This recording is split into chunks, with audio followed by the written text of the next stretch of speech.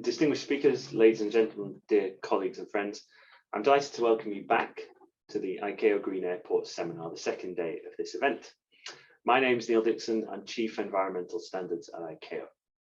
I have the privilege and honour to moderate this very important seminar. Now, before we start, I'll just do a quick recap on what we heard yesterday. So yesterday we had two sessions really about setting big picture roadmaps, bringing together stakeholders and hearing about clean energy. Now, bringing together stakeholders to discuss the latest sustainable concepts associated with airports is crucial. And what we heard yesterday is focus on the achievements in reducing the environmental impact of airports and the global key environmental management trends. We heard about the importance of setting these roadmaps and long-term plans with a clear scope, while taking account of local and regional differences. We also heard that early successes are important in both mitigation and adaptation to climate change. What we also heard about was innovations in clean energy. These are crucial to the future of aviation. We elaborated on the successes and acceleration of this clean energy transition through a broad range of environmental technologies and innovative solutions at airports. We'll build on some of that today. This also provided an opportunity to discuss the broad range of clean energy technology, operational measures, upcoming challenges and opportunities. We heard about the increased use of electricity and renewables and all the major projects from an international group of stakeholders. We also heard that regulation will be crucial in the future, as will technology development. What we concluded yesterday with the future is bright for sustainable airports, and while there are many challenges ahead, there are also many opportunities to engage in sustainable aviation and reduce CO2 emissions. Now we'll move on today. And before we start this seminar, let me go through a few items regarding the conduct of today's event. To make it possible to run the event smoothly and respect the schedule, participants' videos and audio have been disabled, as well as the chat and Q&A functions. This webinar is also being broadcast live on ICAO TV. Now, this is ICAO's video streaming platform.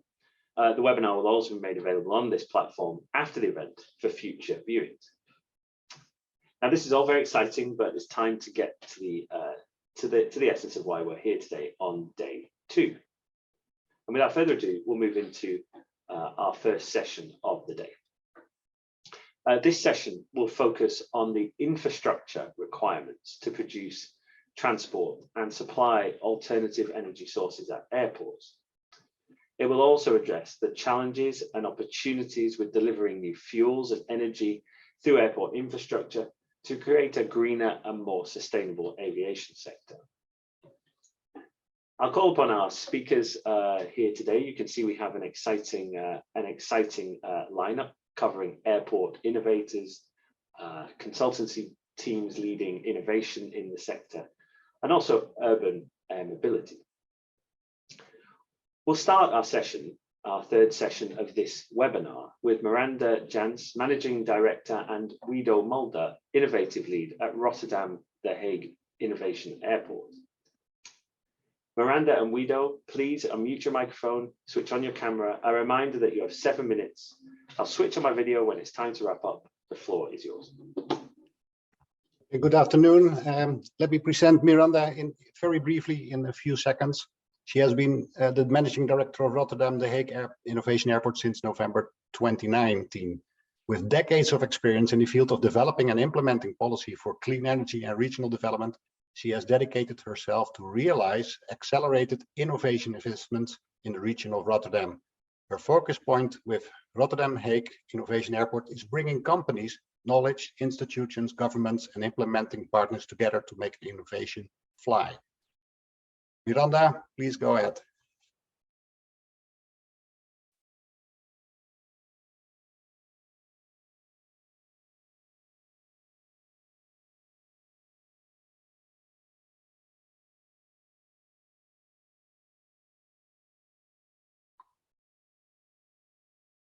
Miranda, you're still on mute.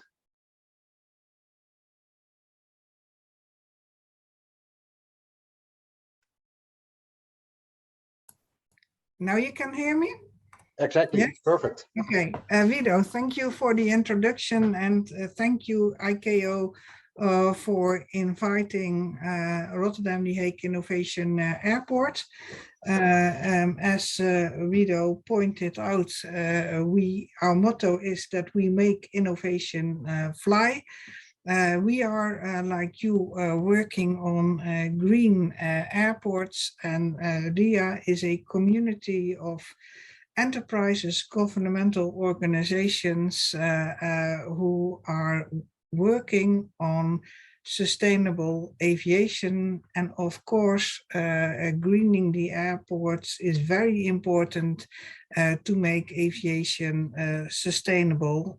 And by using our operational airport, Rotterdam The Hague Airport, as a testing ground for innovations, we contribute to the transition of the airports, and also we try to make a positive impact on the region, creating more new business and employment related to our aviation cluster. And in the end, our goal is to accelerate the transition of aviation to make it quieter and cleaning to make it sustainable. And can I have the next slide, or do we get our short introduction movie? Ah. Okay, next slide. Our proposition is that working together in the community, we are working on making solutions, because there are always ideas for innovation, but our aim is to realize those innovations that stimulate the sustainability in aviation. So we are working on hydrogen electric driven aviation, starting with small aeroplanes, for example. But to be able to do so, you also have to work on the infrastructure on the airports. It's important to realize the production of renewable energy, to be able to have green electricity for electric flying, for example. So we also accelerate the energy transition, and we try to increase the value we social and economically add to our region. And our motto is, of course, let's think big, but act small, because our focus is in realizing the projects on which Wido will elaborate a bit in the next slide, I think. Wido. Yes. All right. In addition to what Miranda told, let me put on the video. I would like to emphasize on a couple of projects and teams we are working on. For example, the Airport Technology Lab, a development, testing and demonstration surrounding for data-driven innovations for airports. Circular Airport, in the transition to a circular economy, it's one of the first steps to make it free of burden and in processes. And in this project, we develop and we investigate how this could be in a good and economic beneficial addition for the airport. Field Lab Next Aviation is the development and testing of new designs and parts for the industry of the future, like new wing designs, propellers, rotor blades, but also the electrical way of flying and hydrogen H2 aircraft. The last mile is also a part which contributes to the environment and the airport. It's between the public transportation and the terminal. So we would like to have a vehicle who autonomously drives between the metro station and the airport. Also, we have the RTA campus for future, how to put extra personnel in cooperation with the companies and the government. We help the guys to train and learn about hospitality, about maintenance, about logistics and technology, etc. And we can continue for a long time. It's many projects we are involved with the whole environment, with all the companies close to the airport or with a strong relation with the airport. And with we are the facilitator and we help to drive it. And if I may add to that, for all those kinds of projects, it's very important to adjust a regulation. And that's, of course, the core business of ICAO worldwide. And to be able to use drones in our region, for example, or to be able to use renewable fuels like synthetic aviation fuels and so on and so on. It's very, very important that there will be international standards and regulation that supports the adjustment of our innovation. So that's where we are very happy to look into the journey together with you that the RIA community is making in innovating the airport to become a sustainable and green airport. And maybe Guido, you can say something about the next slide over who the RIA community is. Yes. Can you continue to the next? Yes, the RIA Innovation Cluster and Community. We focus on the realization of an aviation district, a socio-economic cluster that will be an integral part of the environment and a magnet for innovation and entrepreneurship. In the aviation district, we are working on innovations that accelerate the transition of the aviation sector, such as the clean and quiet flying, fast and optimal connection with the region, and innovative work, learning and living environment. And also being an energy supply for Rotterdam The Hague Airport and its environment, because of a huge solar park we are developing with the partners next to the runway at the airport. As you can see, we have over 70 partners working together on all kinds of innovation projects to give it a strong social and economic cluster to the area. Next slide, please.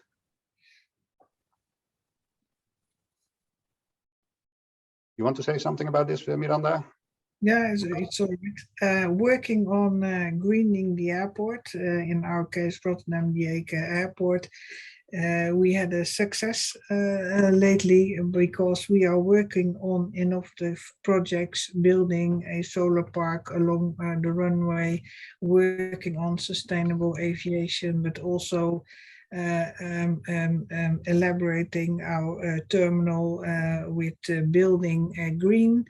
We have received the airport carbon accreditation 4+, and so we were very happy to be acknowledged by this accreditation in our work to become a sustainable airport, reducing its CO2 emissions. Okay, the last slide, please. That was, I think, the trigger that you found RIA on the news, on the internet, was that there is something going on with ZeroAvia. And what we think is that the future of commercial hydrogen fuel cell powered flights may not be as far away as we assume. So a lot of testing, a lot of things are going on to work on to try to make this flight happen in near future. And we estimate it will be finished around 2024 with the certification of the power plant, and that they can start with a commercial flight. I think that the whole world of green aviation is that we have to do it all together. And I think RIA is a very good example of how partners work together on achieving on the projects and on the cooperation together, which will be fruitful for everybody. Thank you very much. Thank you. Thank you, Miranda. Thank you, Guido, for this great presentations on all the efforts going on at Rotterdam The Hague Innovative Airport. You showed to us that you've developed an engine and testing ground for a really wide variety of topics. I won't list them here, but the list is very long and very impressive in terms of a facilitator and driving this work forward. We look forward to hearing more from you in the question and answer session. Now, we'll move to our next speaker. Our next speaker is Eric Chung, Manager of Airfield Department at Airport Authority Hong Kong, China. Eric, please unmute your microphone, switch on your camera. A reminder that you have 7 minutes and the floor is yours. Okay, can you hear me? We can hear you. Okay, good. Hello, welcome to my session. Thank you, ICAO, for inviting us to this seminar. Let me introduce myself. I'm Eric Chung. I work for the Hong Kong Airport Authority. I'm looking after the GSC pooling scheme and vehicle electrification program in Hong Kong International Airport. Today, I will talk about the electrification roadmap of our airport, including electric vehicle and GSE, which contribute a large part of operation in the airport. Next slide, please. First of all, this is the mission of our airport. We and our business partners commit to achieve net zero carbon by 2050 and a midpoint target of 55% of emission reduction by 2035 from a 2018 baseline. Next slide, please. To achieve this mission, we implement two major initiatives. This one is the implementation timeline of electric vehicle. Starting from 2012, we conduct a consultation with airport community about the replacement of fossil fuel power vehicle to electric vehicle. We divide the replacement into 3 phases. In phase 1, we target on the saloon type vehicle. Airport community need to replace their saloon vehicle by electric vehicle. No airside vehicle license will be issued for fossil fuel power saloon cars. By 4 years transition, all airside saloon have been replaced by electric vehicle. In phase 2, we target on station wagons, 7-seaters or SUVs. The target completion date would be December next year. At that moment, all those target vehicles in the airside would be electric. In the next phase is the phase 3. We target on vans, minibus, and buses. It will be commenced in 2024 and complete in 2030. Of course, the implementation of phase 3 depends on the market availability of those vehicles. Next slide, please. The second initiative, the electric GSE. Before 2018, all RAM GSE were owned and operated by RAM handlers. From 2018, we introduced the GSC pooling scheme. RAM handlers should use the GSC port by the airport, and over 95% of the GSC are electric powered. The scheme divides into 3 phases as well. In phase 1, it covers the midfield apron and commenced in 2018. It is geographically divided. In phase 2, it will cover the Terminal 1 apron and will be start in next year. Ultimately, the scheme will be extended to the new 3rd runway apron in 2024. By then, around 84% of RAM GSE are electric powered. For the rest of the diesel GSE, we are studying to use renewable diesel to reduce the carbon emission.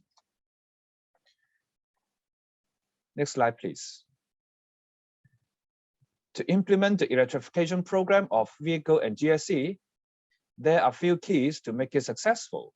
Firstly, get the state or local government or the community support. Thanks for the commitment and support from CAAC China and Hong Kong Civil Aviation Department. We can implement those green initiatives smoothly. Secondly, you should plan ahead. It takes time to install infrastructure and the pace of technology development is fast. Next, you should consult the community and get their support and consent. Fourth, infrastructure should be ready right before the charging demand appears. You should install your chargers before the vehicles arrive or the demand arrive. Of course, the planning is hard nowadays due to the unprecedented COVID situation. Next, you should allow sufficient time for the community to make their own budget. Normally, it will take time for about 2 to 3 years, and they have to persuade their board or the company to support the program. Lastly, you can also provide some incentives to encourage the community to buy electric vehicles, like discount on parking charges or vehicle license fees. Next slide, please. In this slide, you can see what kind of chargers we installed. For the electric vehicle, we've got the black one for normal charge and the gray one for the quick charge. It is for the electric vehicle. In the orange area, we already installed over 500 EV chargers, and it is nearly every parking spaces. For GSE, we install chargers in every parking stand. In 2024, when the new runway concourse commence operation, the blue area, there will be 300 more chargers will be installed. Next slide, please. For the infrastructure cost of those chargers installed, we will recover partly of the cost from the community. Of course, your airport can choose to recover all the infrastructure costs. We did make some subsidy on the costs. We have to support the program together with the entire community to achieve our mission. When calculating the cost, you should include the electricity cost, the charging infrastructure cost, and the charger management and maintenance cost. The charger management and maintenance cost is quite fluctuating due to system upgrade, or you have to replace the chargers by a couple of years. Your airport should accurately estimate and control the cost. There are many ways to recover the cost. You can charge by an annual fee per vehicle or pay per use basis. You can also include the recovery cost in the rental charge of vehicle or GSE. You can also charge it from utilities charges. Whatever way you use, the main principle of the infrastructure cost recovery is the fairness to the community and the contribution to the airport operator. Somehow, your airport should do some incentive or subsidies to achieve the mission. Okay, this is all of my presentation, and wish your airport can achieve your own green target. Thank you very much.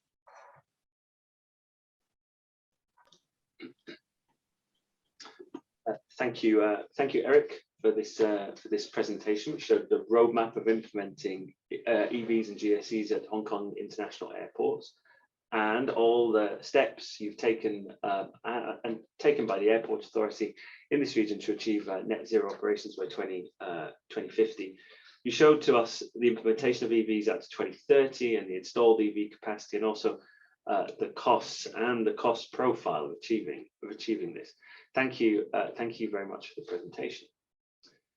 So our next speakers are Yashudi Sahi, Airport Systems Team Lead, and Vivekanandan Sintamani, Sustainable Aviation Lead at the NACO Netherlands Airport Consultants. Vivekanandan and Yasuda, please unmute your microphone, switch on your camera. A reminder that you have 7 minutes, and the floor is yours. Yeah, thank you, Neil. Thank you, ICAO, for this opportunity for us to be here. Along with me, my colleague Yasuda Sahi is also joining. I can give a quick intro about ourselves. My name is Vivek, working with NACO, Netherlands Aviation Company, for close to 8 years. And Yasuda is our experienced airport system consultant for more than 15 years. So we are here today to talk about how our working is helping to improve the environmental aspects of the project and also making the airport more resilient in that nature. So if I can go to the next slides, I can explain a bit more about the context. Who we are as a company. Netherlands Airport Consultant is a part of a bigger firm, Royal Haskoning DHV. So where we combine all our expertise from strategic to tactical to operational aspects of all airport development from end to end. Primarily, we are focusing on sustainability and all aspects. So focusing on mitigation and resilience, which it ties into the UN development goals, highlighting the three main ones, which we are focusing on a lot, not all the 17, but as a company, we focus on 9 development goals. And then expanding our network, we are a long-standing partner of ACI, the World Business Partner. So we, as a company, has already delivered more than 600 airports around the world that you can already see it on the screen. Where I think we have touched upon more than various geographies, especially in Africa, where we're going to talk a bit more about today, that we are already been working there for more than 45 years or so, already completed 50 airports. I think in that context, as the next slide from on, we'd like to pick up one case study and then to clearly explain to you how we embedded sustainability in our projects, how it's going to help the developing countries and also build connectivity. So where I think we see that, for instance, what our RIA has already told about innovation and how Hong Kong is implementing at the ground. So we kind of combine the innovation and also the operational knowledge in our planning and design projects. So I'd like to give the floor to my colleague Yasuda to take us through the case study that we'd like to present it to you today. Hi, thanks Vivek, and thank you ICAO for this opportunity. Yes, from our side, we would like to focus on our project Kamembe International Airport, where we are responsible for the design and supervision of the improvement of infrastructure at the airport. And this is a project that forms part of the Great Lakes Trade Facilitation Project and is financed by the World Bank. And the objective of this project is actually to increase the economic outlook for Rwanda, but also enhance trade and travel within the district, particularly between DRC and Kigali International Airport. This also basically goes in line with the country's objective to have economic development throughout the region. And Rwanda, as a country, as a nation, actually is very particular about the environment. As you know, they have, for example, plastic restrictions and stuff. So this project is of personal interest to the government and falls in line with their development plans. What I wanted to just highlight is the importance of this project to this country by giving you a little bit of background to Rwanda as well. So Rwanda is a landlocked country and it's also known as a country of 1,000 hills. And that's no exaggeration. And that actually tells you how important this airport is for connectivity, not just internationally, but also within the region, as it would enhance safe travel within the region and connectivity. Can we go to the next slide, please? So basically, how did we do this? So basically, we focused on minimizing the environmental impact and improving the finance feasibility. With respect to the air, we did this, for example, by reducing aircraft emissions, by optimizing the flight approach, purely by using new technology. And I have a personal belief that technology is one of the easiest ways to attain sustainable solutions going forward and more climate or environmental friendly solutions. With respect to the land, how did we do it? Well, we improved the airport's business case.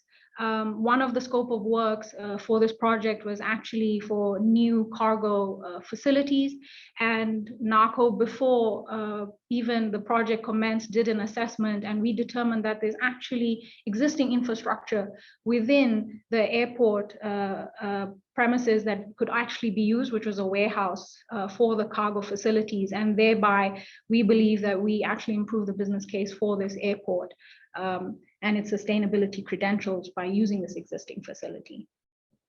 Can we go to the next slide, please? The next ring of focus for us is to minimize the environmental impact and improve the financial feasibility of our clients and airports. How did we do that with respect to the resilience to environmental and climate? Climate is in the air. We basically implemented innovative aeronautical information services solutions, and thereby increased the safety and reliability at this airport in adverse conditions. And this is purely by introducing systems such as automated weather systems. We did this by introducing air traffic management systems that connected Kamembe International Airport to Kigali, but also actually the rest of the world, and completely digitized their ATM process. On the land, how did we do this? We did this, for example, just by developing the infrastructure. You know, this area is known for earthquakes. Sorry. Can you go on? Sorry, can you go one slide back? Yeah.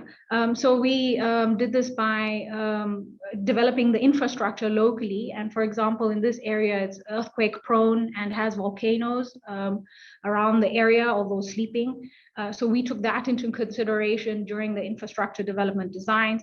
But one key aspect is that we developed the power substation within the airport, but as a result, automatically catered for the community. And it actually provides power to the nearby community of the airport. Next slide, please. I think the main thing that also has been looked at is the positive social impact for this airport. One of our scope of works was actually to do an environmental and social impact assessment. And as part of that, what we looked at is enabling safety and connectivity in the air. And again, this comes back to the original information I gave you, that this is the land of 1,000 hills, and air being one of the safest modes of travel, considering this area is prone to landslides and stuff, we believe we've managed to do that and taken that into consideration with these developments. On the land, again, as I mentioned, we did do the environmental assessment, and what we did is we prepared a stakeholder engagement plan and looked at the impact of this project as a whole, not just from construction, but long-term on the community, not just the power.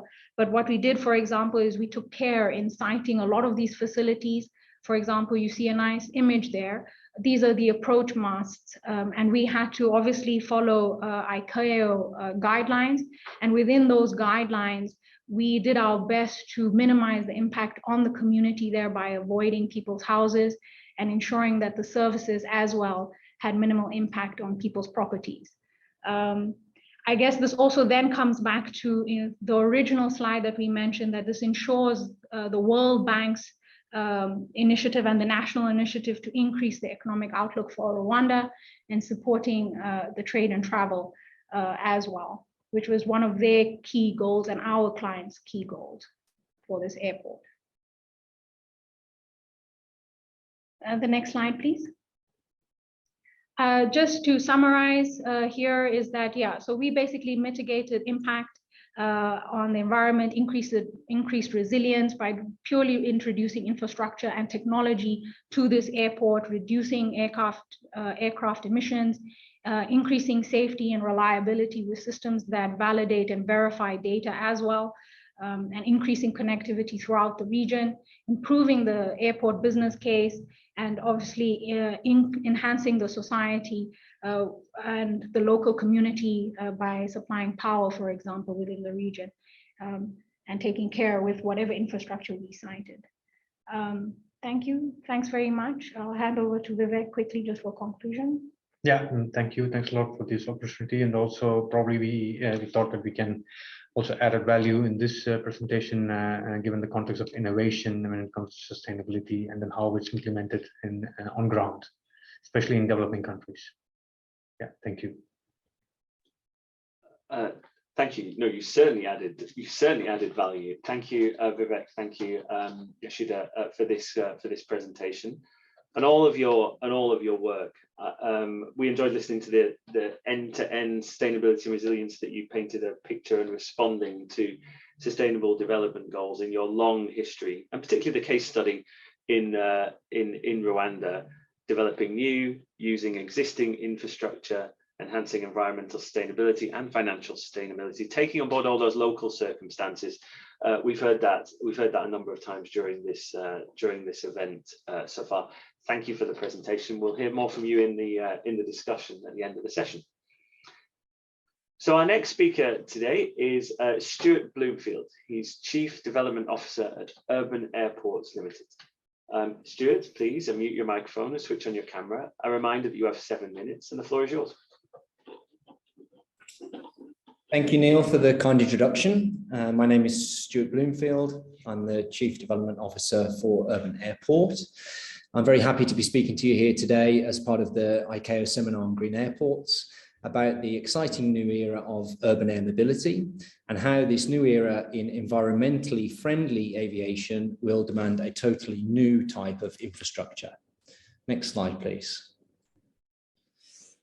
Urban Airport is a UK-based startup committed to designing, developing and manufacturing innovative zero-emission ground infrastructure for future urban air mobility.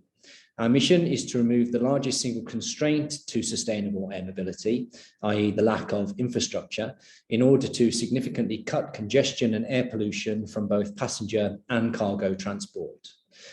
Lack of infrastructure is the single largest barrier to the adoption of urban air mobility within cities. By building the infrastructure today, we can enable low cost and ultra convenient urban air mobility that will help us to meet our climate targets. The main key markets for airports are passenger air taxi services. Passenger air taxi services may be further subdivided into intercity regional air mobility and intracity air taxi airport shuttle services. And secondly, the logistics. The logistics drone eVTOL market is set to revolutionize the supply chain within and between our cities, targeting the first and last mile as well as the middle mile sectors. Next slide, please. Investment into advanced air mobility is rapidly advancing. A lack of investment into the infrastructure is what risks choking this growth. The Advanced Air Mobility Investment Dashboard, published by the Lufthansa Innovation Hub, records over $5 billion in disclosed funding already so far in 2021. However, less than 3% of this amount has been invested into the infrastructure. Next slide, please. The Advanced Air Mobility Reality Index shows the number of advanced air mobility orders publicly announced to date. This shows that interest is not only coming from investors, but is translating into significant actual industry purchases. Next slide, please. What you see here is the Air One. This is the urban airport that we will be delivering in April of 2022. It will be a world first in aviation infrastructure and systems to enable the next generation of electric and autonomous air vehicles. The Air One program will be the world's first fully operational hub for eVTOL aircraft and drones. Our objectives are to reduce inner city congestion, to cut air pollution from urban transport, to help achieve a zero carbon future, to provide seamless journeys, and to provide more efficient logistics operations. Urban airport infrastructure will also support other modes of EVs, including cars, bikes, and scooters, becoming an EV agnostic hub. Next slide, please. Urban airports will allow traditional airports to expand their customer reach through the addition of city centre hubs. Our Urban Airport Lounge provides world-class brands and products, an interactive and experiential brand showcase, allowing unique retail offers, exclusives and promotions with innovative brands and product solutions that work in parallel with the Urban Airport app. Next slide, please.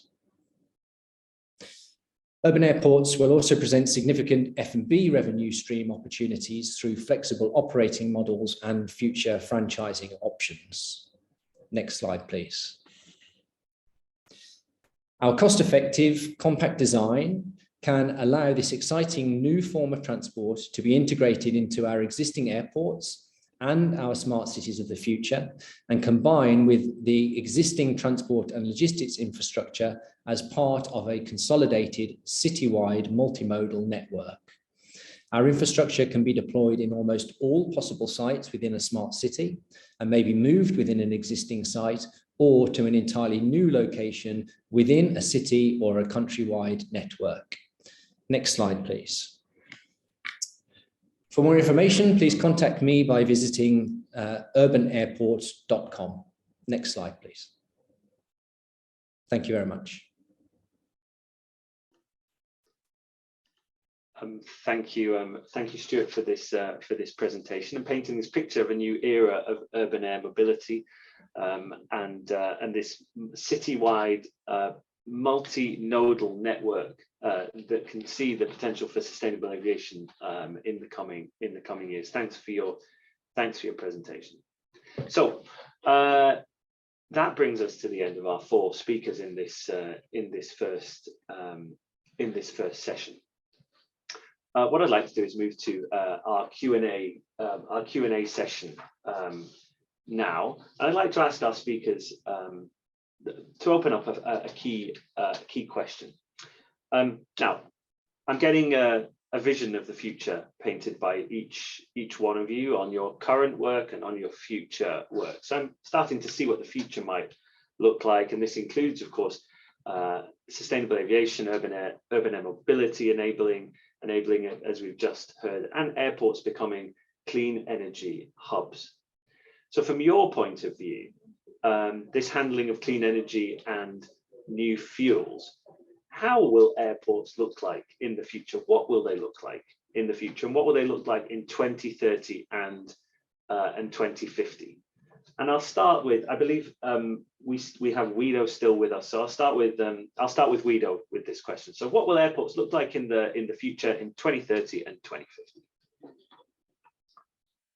Thank you very much, Nildix. That's a very good question. And I think that we have to view on there's a change going on in the world about thinking of flying more green to be more sustainable, not only flying, but also the infrastructure on the ground. How can we connect airports with city district, like a city distribution hub, airport with the city, for example? How can we get goods from the airport to the city in an electrical way with the big trucks on hydrogen? And all that kind of development will start. It will start already, and we are working on that as well at Rotterdam. We are also considering about and looking and taking care of the transportation, how to put it in containers, or how can we refuel, and how can we use the solar energy for the hydrogen? Can we also do something with the synthetic fuel, like taking the CO2 out of the air and with electrolyzing, put it into clean energy, into the real green kerosene, which we can use on the flights. So I think that the more we think about it, the more we talk about it, and the more partners we have, we can work more. We could be more focused on making the big steps. You cannot do it alone. You need all the partners, and you need the cooperation all together. I think that's my view. Thank you, Guido. So building upon that, Eric, please. Okay, I think for the future, For the airport, we mainly focus on two areas. One of it is the electrification. Before that, I said we have to plan ahead. As the planning, we have to work with the battery manufacturer or the GSC vehicle manufacturer to get the latest technology development of the industry.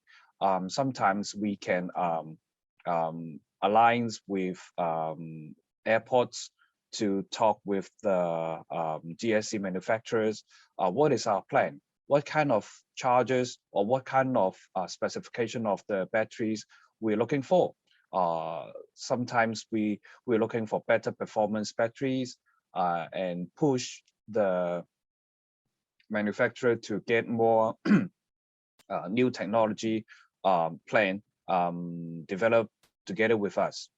And of course, we have to invest for the green by contributing by the airports, the communities, the airlines, or even the passengers. Of course, sometimes we have to pay for a large infrastructure cost or initial cost for green projects, but this is will be paid back by the sustainability of the projects. And the second one, I think, is the autonomous, like Stewart or other speakers. They're talking a lot about autonomous vehicles or air carriers. Autonomous is also one of our main project in the new concourse. We have autonomous tractors, we have autonomous bus. This not only improving the efficiency, but also together with the electricity vehicles, it will get a more greener and a more efficient apron in the airport. That's what our view. Thank you. Thank you, Eric. So now I'm going to turn to Yashuda and Vivek, please. Your vision of the future, 2030, 2050. Yeah, thank you, Neil. And also, I will follow up on Eric's points as well when it comes to the future airport 2030 and 2050, which we already started looking at more from the master planning perspective. So we always look ahead into the future, like 3 decades from now. I think the key thing where airports as an environment, we see that it's always been a flexible environment. So that's where I think we need to start off with when it comes to the new alternative fuels. So currently, what Eric pointed out on the electric, the aspect of it, more on the ground. But we also see that there's going to happen more with electric flights, especially with landlocked countries and small airports where they have lifeline routes. Which is like this medium and small size aircraft, so which is easily can be modified into electric planes. Then it comes to the point that about the infrastructure. So we can easily say that the island airports can be in future by 2030. They can all electrify the code A and code B aircraft with maximum of 20-seater or so. But then given that challenge, so then the power is one of the key requirements. Currently, we are also had a look at for one of our airports in island airports in Caribbean to look at what will be the challenges for an airport to host an electric flight, just one electric flight. This already brings an enormous challenge on power consumption, especially more on the peak periods. So if they want to charge at a short amount of time. Because battery swapping is also a possibility, but then before 2030 there should be a regulation when it comes to battery swapping, so it should be related to safety aspects. If that is possible, then I think it is achievable. Otherwise, I think we need to do the peak spreading. So in 2030, this accommodating the alternative fuels, one is electric for short range aircraft, and sustainable aviation fuels, which is one of those things where will not have a big impact on the infrastructure. When it comes to hydrogen, I think there needs to be a slow transition. So as we already see from Eric's case study, that transitioning to fully electric ground system is going to take you more than 10 years. So that the airport needs to handle the transition. That's where I think the planning aspect is key, that it needs to be flexible to accommodate this slow transition. So, and to get the airport ready for the future aspect as well.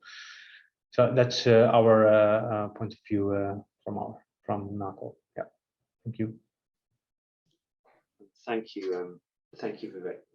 Stuart, please, for the urban air mobility perspective. Thank you very much, Neil. Yeah, by 2030, airports will look completely different because they will no longer be confined to their existing borders. Urban air mobility will allow the expansion, as I said in the presentation, into cities for airport shuttle services, as well as to surrounding cities and towns and other uses as well, such as luxury hotels and things like that in the correct environment. The entry into service for most of the eVTOLs that are in development at the moment is actually earlier than that, 2024, 25 for the majority. So by 2030, they will have been around actually for some time, which will have allowed regulation to catch up.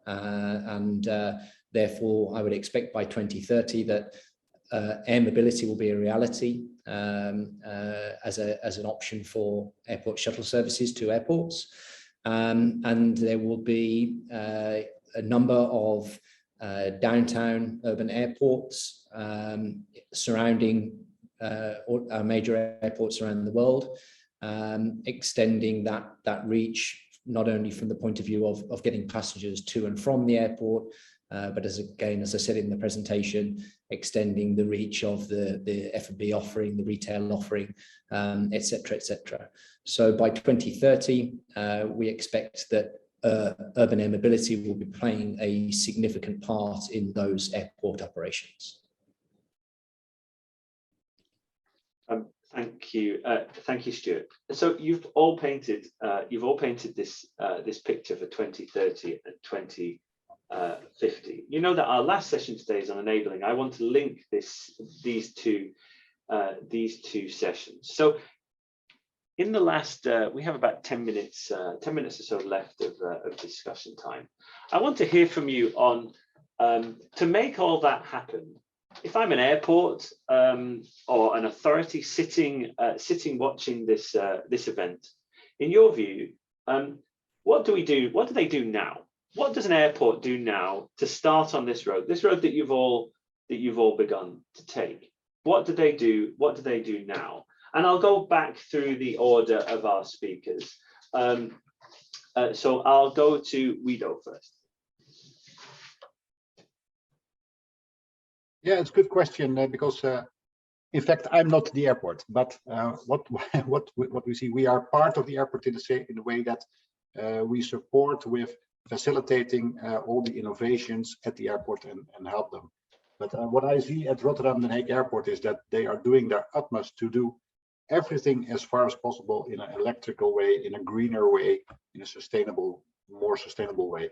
They're also looking for how can we play with luggage in the future? Can we reduce the luggage on board, which will save on the fossil fuel?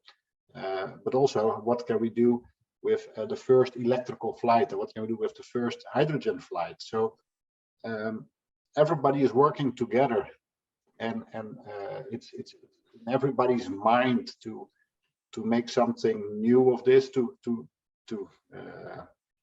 find out the road. How can we do it? When can we do it? And can we do it quickly? Where are the quick wins already?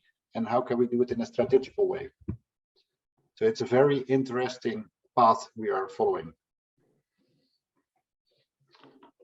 Thank you, Guido. Eric, please, your view. Yes. For our airport, we are airport.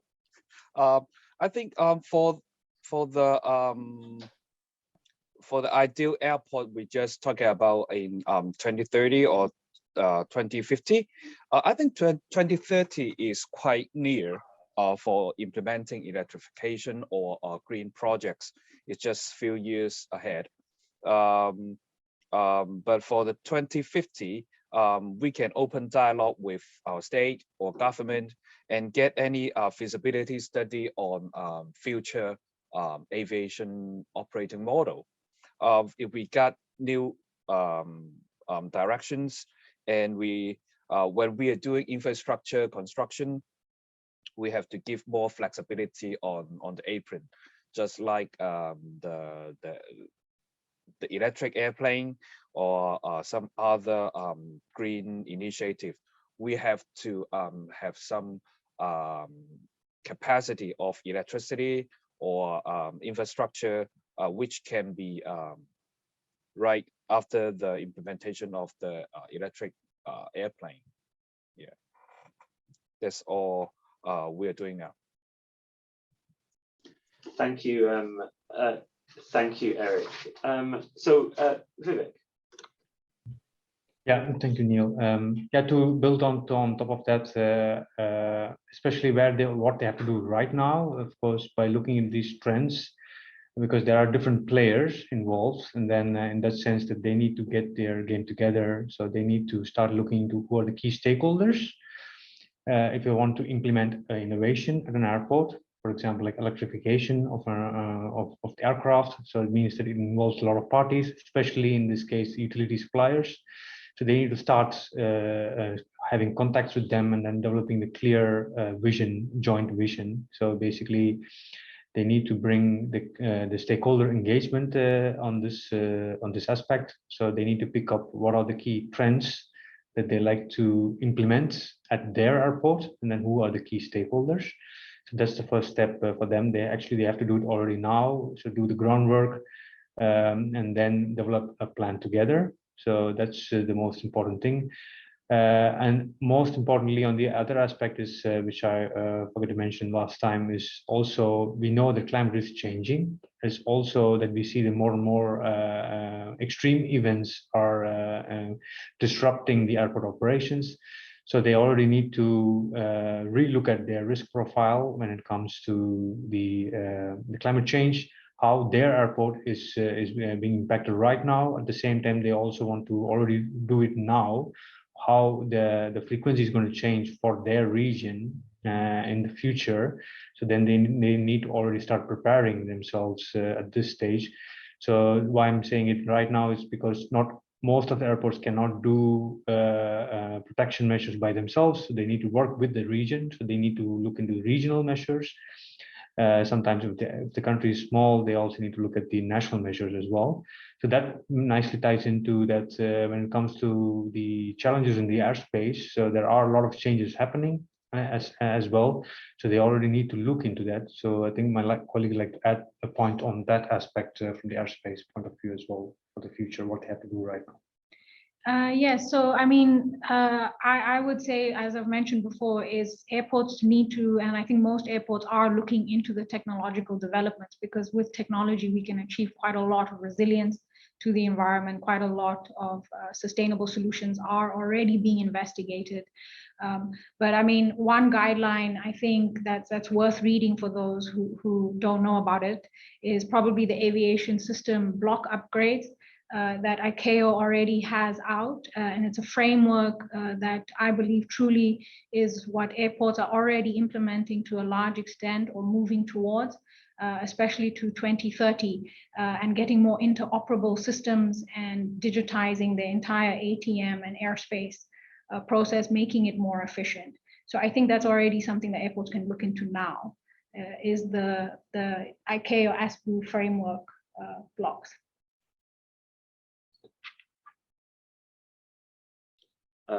Thank you. Thank you for those perspectives.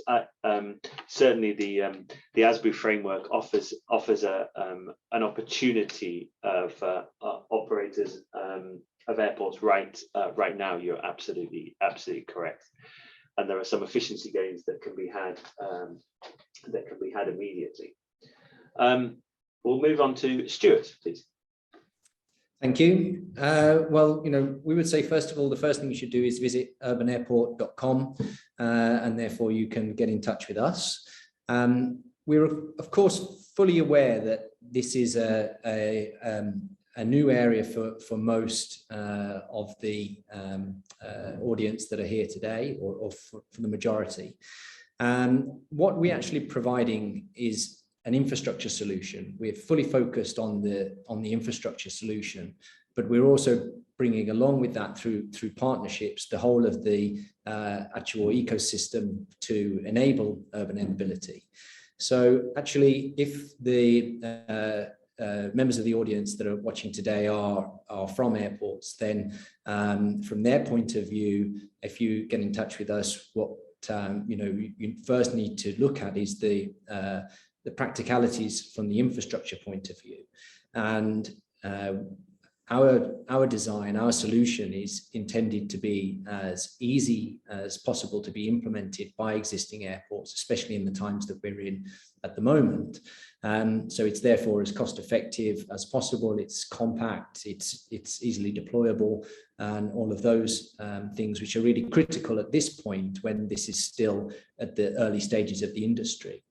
After considering the practicalities of the actual physical infrastructure side, then following on from that, you then obviously need to consider the UTM and all of those critical aspects, and obviously regulation that follows. And that's something which we're able to bring along as part of that ecosystem, as well as the OEMs, the actual manufacturers of the eVTOLs, of the electric vertical takeoff and landing aircraft themselves.